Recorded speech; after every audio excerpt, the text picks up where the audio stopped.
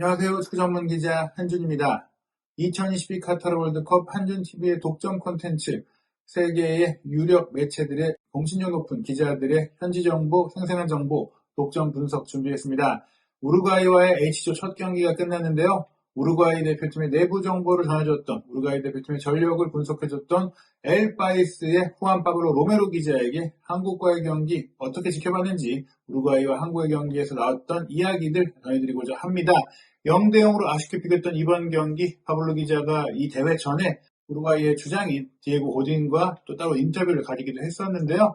이번 경기를 마치고 고딘이 어떤 이야기를 했는지까지도 전해줄 예정입니다. 우선 이번 경기에 대한 로메로 기자의 전반적인 평가 들어보도록 하겠습니다. 안녕하세요. 우루과이 엘파이스의 후안 파블로 로메로 기자입니다. 조금 전에 한국과 우루과이의 경기가 0-0으로 끝났는데요. 두 팀은 2022 카타르 월드컵 H조 첫 경기로 만났습니다. 경기를 총평하자면 매우 대등한 경기였다고 생각해요. 두 팀 다 득점 기회가 있었죠. 두 팀 중에 더 확실한 득점 기회를 잡은 쪽은 우루과이였다고 생각합니다. 디에고 고딘의 대단한 헤더 슈팅이 전반 막판 골대를 때렸고, 후반 막판에는 페데리코 발베르데의 슈팅이 우루과이의 선제골이 될 뻔했으나 골대에 막혔어요.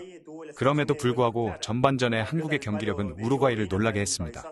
한국이 높은 곳에서 압박하면서 우루과이가 뒤에서 경기를 전개하지 못하게 한 부분 때문이에요. 우루과이는 한국의 압박에 긴장했고 전반 초반에 부정확한 플레이를 하게 됐습니다. 우루과이의 주장 디에고 고딘도 경기가 끝난 뒤 인터뷰에서 한국의 압박 때문에 경기를 풀어가기가 어려웠다고 말했어요. 한국도 득점할 기회가 있었어요. 우루과이만큼 확실한 기회는 아니었지만요. 이 무승부는 경기력으로 봤을 때 합당한 결과라고 생각합니다. 에듀케이션 시티에서 두 팀은 승점을 나눠 가질 만했어요.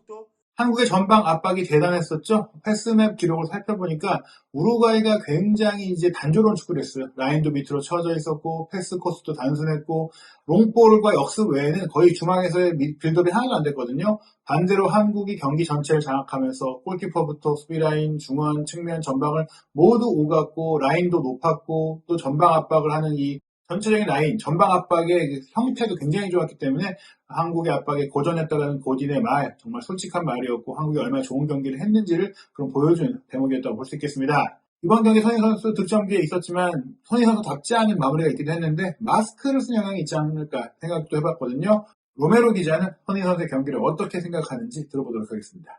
손흥민 선수는 마스크를 착용하고 경기했고 조금 불편해 보이기도 했는데요. 솔직히 마스크의 영향이 아주 컸다고 생각하지는 않습니다. 여전히 한국의 스타답게 정확한 플레이를 펼쳤어요. 마스크를 쓰고 경기한 것이 손흥민 선수에겐 전혀 영향을 주지 않았다고 봤습니다. 전반적으로 무승부로 끝난 건 정당한 결과였다고 생각해요.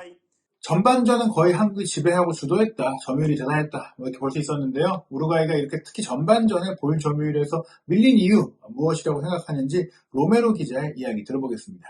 경기 중 일부 시기에 한국이 우루과이를 압도한 순간도 있었는데요. 전반전에 한국이 4-2-3-1 포메이션을 쓰면서 수적 우위 상황을 만든 영향이 있었습니다. 우루과이는 그런 한국을 상대하면서 점차 점유율을 회복해 나갔습니다. 우루과이는 4-1-4-1 포메이션으로 경기했는데요.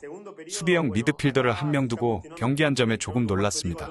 로드리고 벤탄쿠르가 내려오고 마티아스 베시노가 굉장히 높이 올라가서 압박을 했어요. 특히 전반전 마지막 부분에 이런 형태로 경기를 했죠.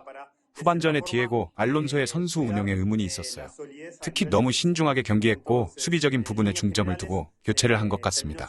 그래서 전반적으로는 한국과 우루과이가 0-0으로 비길 만한 경기가 됐다고 봅니다. 한국의 이날 경기 플레이 중에 가장 인상적인 장면은 무엇이었을까요? 로메로 기자의 생각 들어보겠습니다. 한국이 위협적인 두 번의 장면을 만든 게 인상적이었어요. 한 장면은 전반전인데 우루과이가 문전 중앙에서 황의조를 제대로 막지 못했죠. 골대 안으로만 찼다면 골이 될 수 있는 상황이었어요. 하지만 골대 위로 넘어갔죠. 골이 될 수 있는 아주 위협적인 장면이었는데요. 한국 공격수들이 매우 정밀하게 연결하면서 우루과이 수비를 공략했습니다. 우루과이 역시 좋았던 장면들이 있었죠. 우루과이의 플레이 중에서는 어떤 점들이 주목이 됐는지 로메로 기자의 분석 들어보겠습니다. 우루과이의 플레이 중 위협적인 장면을 생각해보면 별로 우루과이가 전진하지 못했다고 할 수 있어요. 세트피스와 개인 능력으로 만든 장면뿐이었죠. 발베르데의 코너킥에서 고딘이 헤더로 골포스트를 때렸을 때 한국이 세트피스를 대인 방어가 아닌 지역 방어로 시도한 것에 놀랐어요. 우루과이는 세트피스에서 대인 능력이 뛰어난데요. 한국의 세트피스 대응법에 놀랐어요. 남미에선 우루과이를 상대로 그렇게 수비하는 팀이 없거든요. 한국은 다양한 전략을 가지고 있었어요. 또 다른 기회는 페데 발베르데가 만들었죠.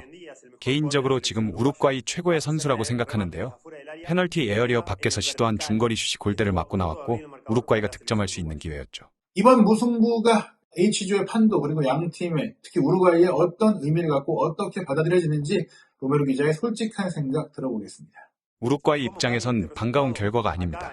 이 경기의 승리를 정말 기대했기 때문이에요. 한국전에서 승리를 발판으로 2차전을 잘 준비하려는 기대가 컸죠. 하지만 한국은 조직력이 아주 좋은 팀이었습니다. 뛰어난 팀이었죠. 포르투갈과 우루과이를 H조의 16강 진출 후보로 꼽는 상황 속에 한국도 강점을 갖고 있다는 걸 보여줬어요. 우루과이에겐 쓰디쓴 무승부였습니다. 기대하지 않았던 결과인데요. 일단 두 팀 모두 16강 진출 가능성을 열어두게 됐습니다. H조 2차전에 우루과이는 포르투갈을 상대하고 한국은 가나를 상대합니다. 이 경기가 어떻게 될지 봐야 합니다. 감사합니다. H조 1차전이 끝난 현재 포르투갈이 가나의 3대2 승리를 거두면서 1위고요. 우루과이와 한국이 나란히 2위, 가나가 최하위입니다. 물론 한 경기씩밖에 치르지 않았기 때문에 이 순위 자체가 크게 의미있지는 않고요. 11월 28일 월요일에 있을 2차전이 너무나 중요한데요. 가나가 확실히 수비적인 문제를 크게 드러냈고 또 조직력 면에 있어서 H조의 모든 팀들 중에 떨어지는 게 확연히 드러났습니다. 스위스와의 평가전을 보여줬던 좋은 모습들이 실전에서는 공격적으로는 드러났지만 수비적으로는 좀 아쉬웠거든요. 우리가 우루과이를 상대로 특히 H조에서 가장 수비가 좋다고 할 수 있는 우루과이를 상대로 보여줬던 경기력이라면 충분히 가나를 이길 수 있지 않을까 생각이 들고요. 또 우루과이와 포르투갈 경기는 양 팀이 정말 모든 걸 걸고 싸워야 되는 일정이다 보니까 한국의 대진이 2차전은 조금 더 수월하다 이렇게 볼 수가 있겠습니다.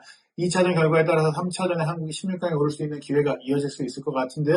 한준TV는 2차전 그리고 3차전도 한국의 상대국인 가나, 포르투갈 기자들의 생생한 정보, 독점 정보를 통해 여러분들께 한준TV에서만 볼 수 있는 월드컵 소식으로 찾아뵙도록 하겠습니다. 2022 카타르 월드컵 한준TV와 함께 즐기시기 바랍니다.